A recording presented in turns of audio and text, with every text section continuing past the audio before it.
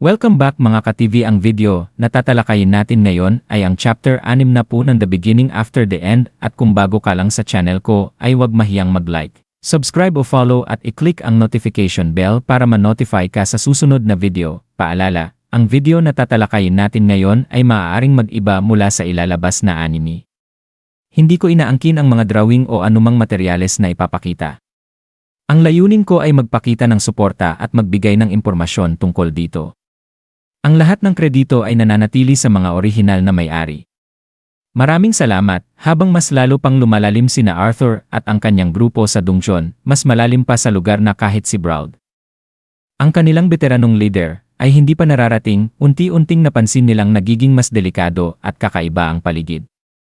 Ang mga daanan ay paliit ng paliit, ang hangin ay tila bumibigat, at ang kaba ay lalong tumitindi sa bawat hakbang.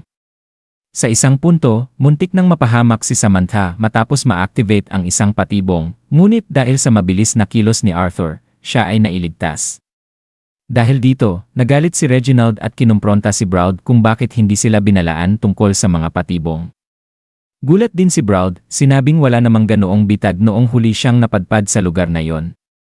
Habang nagpapahinga si Samantha, inalok siya ni Oliver ng paghilom, ngunit tumanggi siya.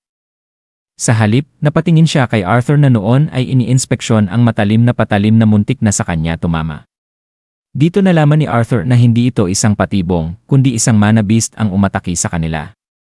Nabigla ang lahat at agad silang nagtaas ng depensa. Sa kabila ng panganib, nagpatuloy pa rin sila sa paglalakad at sa paglipas ng ilang oras, narating nila ang tila pasukan ng susunod na bahagi ng Dungjon. Ngunit may kakaiba. Nararamdaman ni Braud na may mali. Nagbiro si Lucas na baka mas mainit lang ngayon kumpara noong huli, ngunit agad itong itinanggi ni Braud.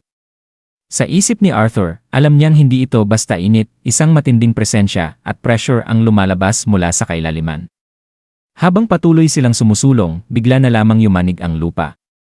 Mula sa ilalim, isang dambuhalang mana beast na kahugis ng higanteng uod ang lumitaw, dahilan para magsitakbuhan ang grupo. Tinawag ni Braud si Creole para tanggapin ang atake. Ngunit kahit si Creole ay nagtataka, hindi dapat may ganoong klase ng halimaw sa Dungjon na ito. Imposibleng basta na lang may bagong uri ng mana beast na lilitaw dito. Pagkaraan ng ilang sandali, muli itong sumisid sa lupa at tila hindi interesado sa kanila.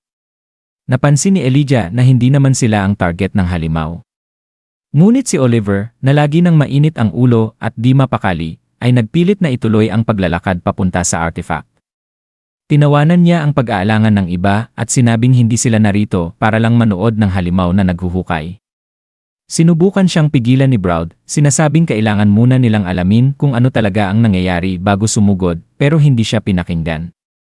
Sa kagustuhang magpakitang gilas, inanyayahan pa niya si Samantha na sumunod sa kanya at sinabing poprotektahan niya ito. Pero hindi kumbinsido si Samantha. Habang nag-aatubili ang iba, biglang naramdaman ni Arthur ang panganib. Agad siyang sumigaw kay Lucas na mag-cast ng Heatwave Barrier habang hinila si Braud pabalik. Nakapag-cast si Lucas ng barrier sa tamang oras, ngunit ang babala ni Arthur kay Oliver ay huli na.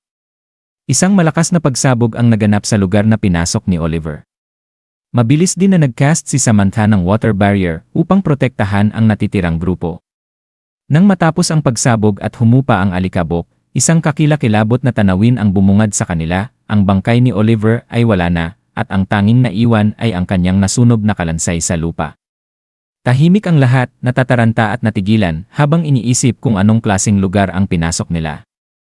Sa puntong iyon, napagtanto nila na ang bahagi ng Dungjon na ito ay higit na mas mapanganib kaysa sa lahat ng kanilang inaasahan, at dito nagtatapos ang chapter 6 na po ng The Beginning After the End. Patuloy lang sa pagsubaybay mga ka-TV hanggang sa susunod na kabanata.